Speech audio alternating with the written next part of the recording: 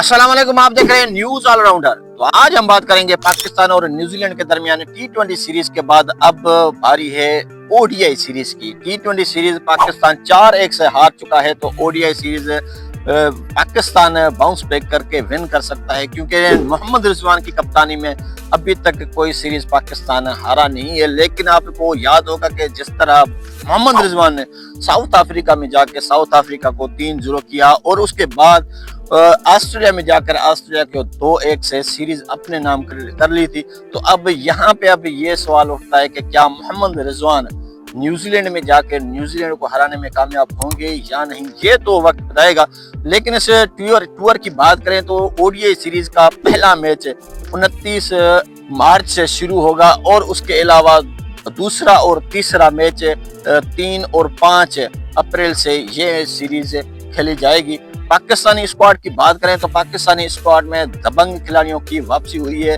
Haris Rauf, Shaheen Shah Afridi squad का हिस्सा नहीं होंगे, लेकिन उनके अलावा नसीम शाह, जी हाँ नसीम शाह का नाम है ओडीआई टीम में शामिल कर लिया गया है। तो मोहम्मद अली भी इस टीम का हिस्सा हैं, आकिफ जावेद भी इसी टीम का हिस्सा हैं। और अगर दीगर बैट्समैनों की बात करें तो बैट्समैनों में अब्दुल्ला शफीक का कम टीम में हुआ है और उसके अलावा इमामुल हक साहब भी इस टीम का हिस्सा हैं। दीगर अहम खिलाड़ियों की बात करें तो मोहम्मद रिजवान कप्तान की सूरत में मौजूद होंगे, तो बाबर आजम भी इसी टीम में हैं। और उनके अलावा जो दूसरे खिलाड़ी हैं उनमें तैयब ताहिर, इरफान नियाजी, राना फहीम अशरफ भी इस टीम का हिस्सा होंगे। तो देखना दिलचस्प ये होगा कि पाकिस्तान और न्यूजीलैंड के दरमियान ओडीआई सीरीज किसके पलड़े में जाती है। तो वहीं अगर दूसरी एंड पे हम न्यूजीलैंड की बात की जाए तो उनकी कमान इस बार टॉम लोथम संभालेंगे और उनके भी बड़े बड़े नाम इसी टीम में शामिल हैं।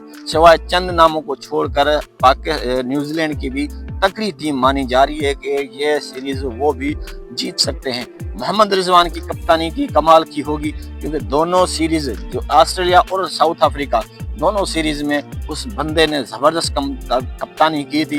लेकिन इस बार नसीम शाह इस बॉलिंग लाइनअप के वाहिद वो खिलाड़ी होंगे जो एक्सपीरियंस होंगे, बाकी उनके साथ अनएक्सपीरियंस बॉलर्स हैं, कुछ डेब्यू करने वाले बॉलर्स हैं। तो देखते हैं ये सीरीज किसके पलड़े में जाती है।